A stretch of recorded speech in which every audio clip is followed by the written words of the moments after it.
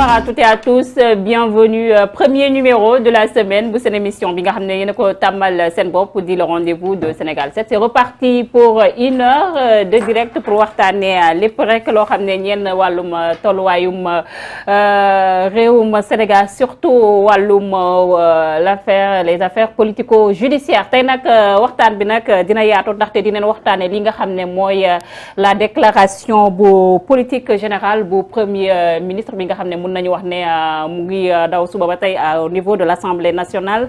Gis nga point yi nga xam ne le premier ministre yëkkati na ko, gis nañ aussi député yi tour à tour ñu ngi dem ci perchoir bi rek pour mën a rek wax seen doléance par rapport ak li nga xam ne mooy boobu les déclarations politique générale. Dinañ waxtaanee aussi lépp rek loo xam ne ñeel na wàllum arrestation yi, audition yi cette fois-ci.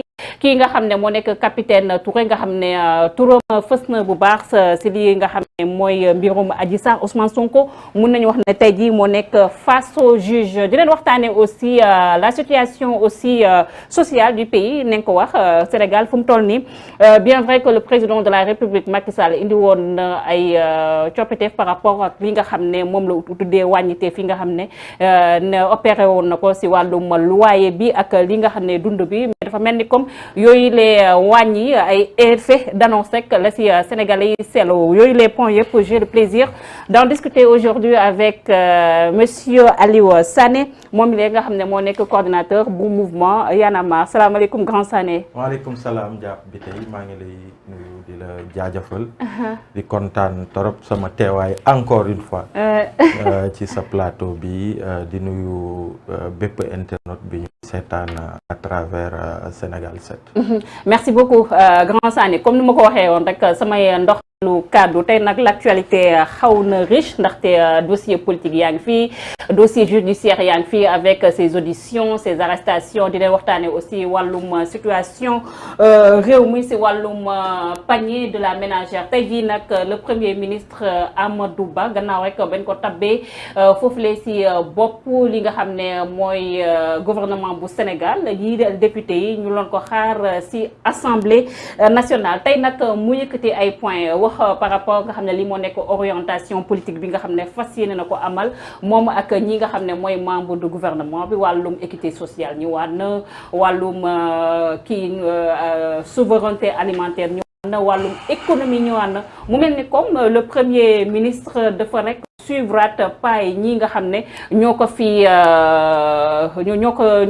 ses prédécesseurs. mu mel ni comme il n'y a rien de nouveau aussi sur la table. bu ñu xoolee aussi mun nañu wax ne le président de la République Macky Sall 14 mois moo ko dese pour rek mu mën a am lii la élection.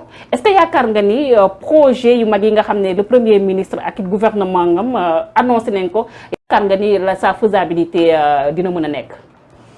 jërëjëf Ndiab, li may njëkk a wax mooy en fait c'est de poser la question de savoir au premier ministre Amadou Ba kañ lay tàmbali. En fait nommé nañ ko comme premier ministre, mais Sénégalais yi pour la plupart sentiruñu le premier ministre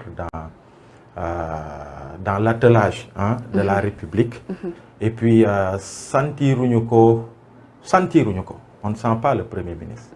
Nous avons beaucoup, en tout cas moi et beaucoup de Sénégalais, sentiment bi ñu am mooy li fi newoon moo fi ne ba tey mooy Macky Sall la après les ministres, et puis voilà. Mais finalement premier on ministre, se demande est-ce que Macky Sall a même besoin d'un premier ministre? Voilà, finalement. Et puis en fait dafa mel ni premier ministre Amadou Ba benn équipe boo xamante ni mu ngi football Ligue des champions ou bien Coupe du monde. benn match bu rëy. match bi mu tàng toll fi nga xamante ni jël nañu benn joker jël ko ci banc bi dugal ko ci biir match bi, xamut fu muy taxawee ci terrain.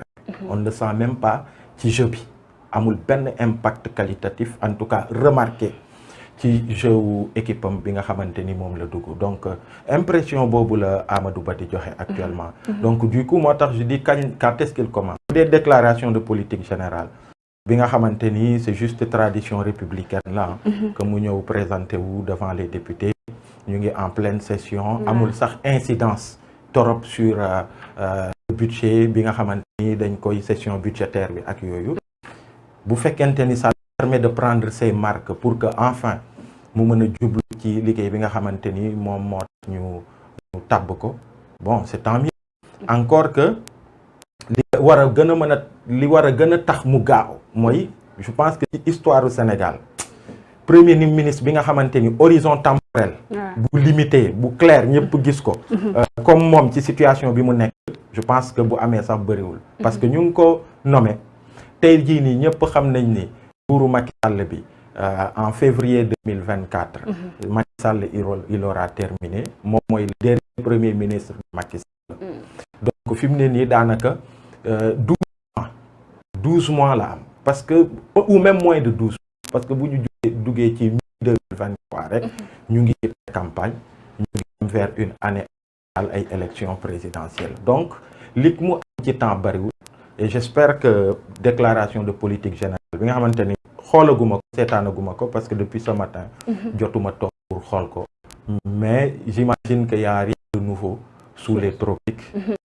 li mu war a góorgóorlu rek mooy fexe ba annonce ñu def ci prix yi ñu wàññi njëgu yenn denrées de première nécessité yi te gouvernement bi annoncé ko en grande pompe comme ça arrive très souvent sous Macky Sall wàññite bi ñu ne ni wàññi nañ ko loyer yi que gouvernement mu travailler à ce que sénégalais yi ñu sentir ko bu amee ce serait déjà quelque chose de pas mal mais au-delà de ça xawma torop li premier ministre bi ak gouvernement am mën a def ci contexte bi non seulement c'est court 12 mois la fii ak élection yi fii ak Macky muy jeexal di dem parce qu'il n'a pas droit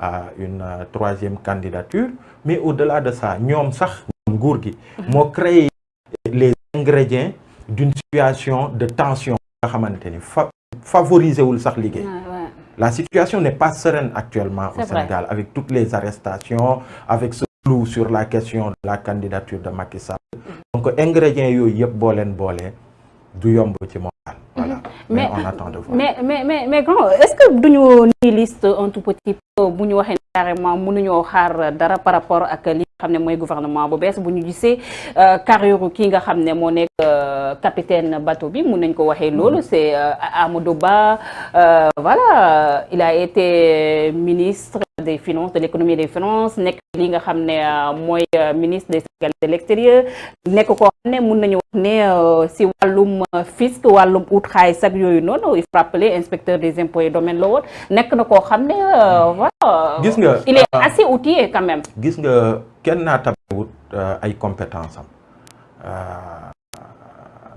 ñëpp Sénégal tey kenn mënul naa table compétence su Amadou mais encore une fois jàngat yi ma jàngat ci njëlbeen yooyu yëpp dafa di ay éléments yi nga xamante ni du yombalal liggéeyam bi ma ci mujj rek mooy contexte bi ñu créé ñoom sax arrestation yeeg yooyu yëpp dinañ ci ñëwaat donc c'est pas serein horizon temporel bi dafa gàtt torop mais bu ma jéggee loolu gouvernement bi ñu mujjee teg xam nga ñëw na fi biñ koy soog a teg ma ne la malheureusement pour un président boo xamante ni ay mois moo ko des à la tête de ce pays la plupart des Sénégalais s'attendaient à un gouvernement boo xamante ni ku ci teg bët rek nga xam ni gouvernement bi gouvernement de combat la contre la vie chère gouvernement de combat contre difficultés yi nga xamante ni yëpp Sénégalais ñu ngi koy jànkoonteel ci réew mi loolu lañ doon xaar mais boo xoolee bi nga xam maa ngi la ko wax keroog maa ngi la naan ñi ñu tabb dafa mel ni gouvernement wu combat la contre tout ce qui s'élève contre régime Macky Sall ni mu yoree réew mi ni muy gouverner réew mi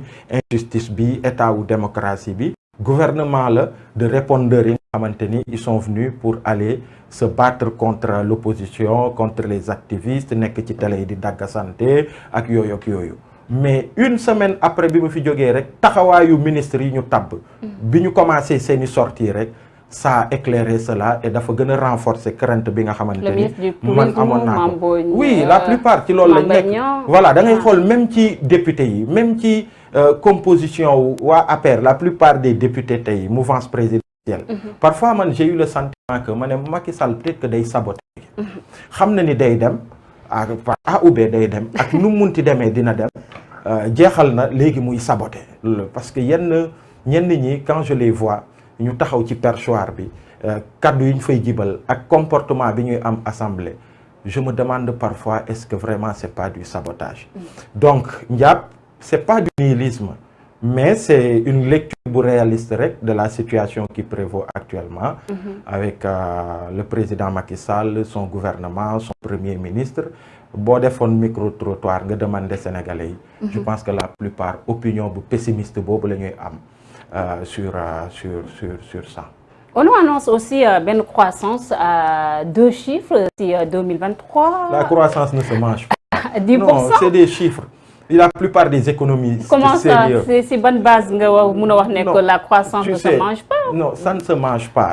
La croissance n'a de sens que lorsque les chiffres avancent dans le quotidien des populations de ce pays-là, dans les enjeux de développement, yi nga xamanteni yoyu la mu jankontel que population yi ñu mëna ko sentir. Tay j'aime pas ces questions de chiffres, de croissance parce qu'à chaque fois qu'on le fait, et c'est des chiffres, c'est des concepts qui c'est manipulé, c'est présenté aux bailleurs, c'est présenté au FMI, c'est présenté à la Banque mondiale, et la plupart de nos pays, pays comme Sénégal, parfois quand tu vois même que FMI et Banque mondiale, c'est super, les chiffres sont super, il faut avoir de quoi avoir peur, parce que ces institutions de Bretton Woods, la dette, elle est là, elle est énorme. Oui, nous bari ci suñuy réew yu ñu jankontel tay depuis politique ajustement structurel yeeg yooyu ñom ñoko imposer suñuy état alors que nos peuples souffrent, ces politiques ont tué, tu vois, nos économies locales ak yoyu xam nga yenn pan wu suñuy économique yoyu. Donc man je ne suis pas sur ces chiffres, man je suis sur la réalité. Je suis un militant, je suis un Sénégalais bo xamanteni day yeewok Sénégalais yi di dugg ci quartier yi week-end bi ma ngi won ci Yeumbeul ben école bo xamanteni Ndiab bi tay école Abdoulaye Diop de Yeumbeul dañu demoon ni rek suñu Y'en a marre pour que ñu dem visiter ci école bi. Ils étaient préoccupés par établissement bobu nga xamanteni non seulement dafa historique mo am lu mu symboliser au niveau de Yeumbeul, établissement la bo xamanteni près de 1200 élèves ñu ngi fay dem ay xalé yu ndaw. Mais bima démé Ndiap ma dugg ci biir toilette école bi. Non, j'ai eu la chair de poule. J'ai eu ma am luma nakari. C'est vrai. En fait, neexut a wax mais ginnaw kër yi da nga leen di jéggi. Il y a des photos que j'ai ñu ngi ci page Y'en a marre bi amna benn vidéo. On a vu xalé yi depuis entrée principale toilette bi le ginnaw kër yi di leen accueillir ñukoy jéggi di jéggi. Comme dans toutes les écoles publiques, hein, mais ngi gis toilette bouché quoi ay lu moy nek ci toilette yi bouché ci nonu la ñuy. Le cadre de vie est... Tu vois, lolu moy la réalité du Sénégal. Je parle de l'exemple de cette école qui n'a pas de photocopieuse, qui n'a pas d'imprimante. Xam nga yenn école yi ñun bi moy bi ci mujju.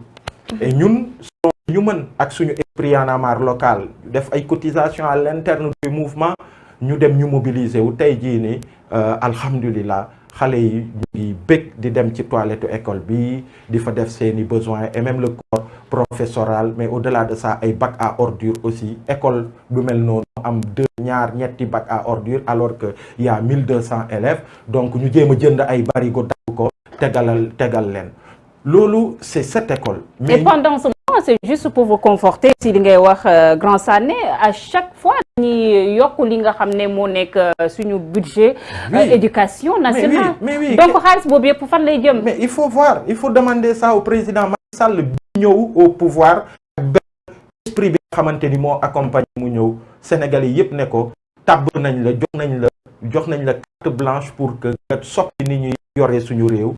Maigre ressources yi nga xamanteni lu ci bëri lenn li day dem tubaab bi ñoo ci teg loxo as tuut bi ñëw mu des ci ñoom ga buñ ci jëlee li ci seen wàll jawale seen i poste ak askan wi as tuut bi ci des c'est compliqué donc c'est très compliqué. Moi je crois pas à ces chiffres là qu'on présente aux bailleurs et aux institutions de Bretton Woods. La meilleure manière de voir est-ce qu'un pays marche d'abord, c'est d'aller voir son école.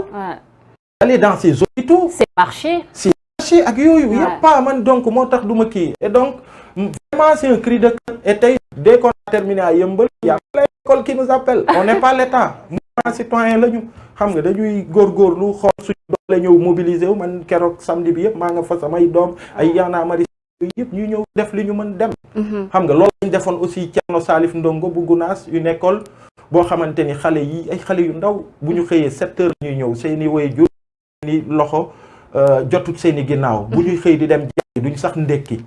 donc école bi direction bi góorgóorlu pour ñu am benn cantine scolaire. cantine scolaire bi jékki-jékki rek mu ras cantine scolaire bi daanu. donc xale yi mu compliqué.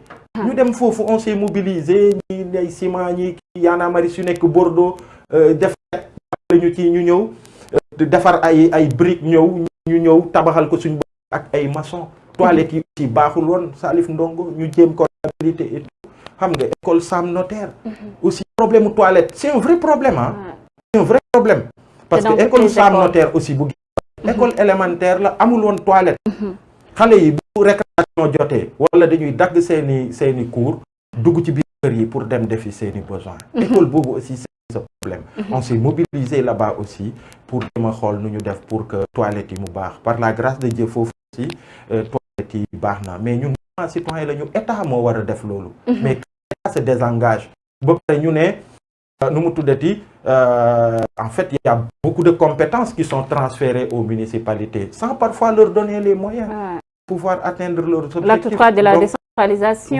Voilà. Donc municipalités elles sont parfois